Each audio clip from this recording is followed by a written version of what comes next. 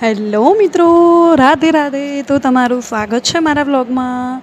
તો બસ આજે સન્ડે હતો તો સવાર પડી ગઈ હતી અને અમે જાગી ગયા હતા. તો આજ સૌ ઉઠતા ને કંઈ જ નહોતું કર્યું, બસ અમે ચા નાસ્તો કરવા માટે બેસી ગયા હતા. તો તમને મારા બાબુ આજે લાવ્યા છે ટોસ ચામાં ખાવા માટે અને અમે જોઈ રહ્યા છીએ અનુપમા. તો તમને અમે કીધું હતું કે આજે હું હવે બીજો રૂમ સાફ કરવાનો હતો, એ રવિવારે કરીશું. તો અમે બસ ચા નાસ્તો કરીને મારા બાબુને મેં એમને લગાડી દીધા છે ખાલી બવા પાડવા માટે, કેમ કે હું અમુક જગ્યાએ પહોંચાવું છું, નથી પહોંચાતી એટલા માટે. તો બસ એરા બવા પાડે છે ત્યાં સુધી મેં કીધું લાલાને નવડાવીને સ્નાન કરાવીને એમને બેસાડી દઉં અને એમને આરતી કરી દઉં. તો બસ મેં લાલાની મસ્ત એકદમ શૃંગાર કરી નાખ્યો છે. તેમાં લાલા કેવા સુંદર દેખાય છે. તો બસ કમેન્ટ અમારા હૃદય રાખવાનું ના ભૂલતા મિત્રો.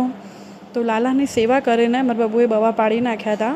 તો હું હવે થોડું ઘણું કરી નાખીશું. તો દેખો બધું શોકેસ સાફ કરી નાખ્યું હતું અને સેપર વેપર પાડી નાખી હતી. અને મારા બાબુ સ્કિન કેર એમને કટ સાફ કરતાં કરતાં એક માસ્ક મળ્યું હતું, ચારકોલ માસ્ક.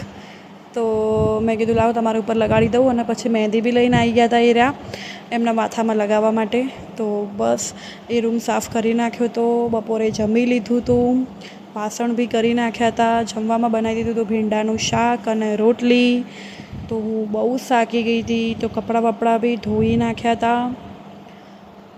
તો બસ કપડાં નીતરતા કરી દીધા હતા અને હું આવી ગઈ હતી આરામ કરવા માટે. તો બસ થોડો તડકો નીકાળી દીધો હતો. તો કીધું ચલો કપડાં નીતરતા થઈ ગયા હતા તો કીધું કપડાં સૂકવી નાખીએ. સાઈડમાં ચા મૂકી દીધી હતી એક બાજુ. તો અમે બેસી ગયા છીએ ચા પીવા માટે.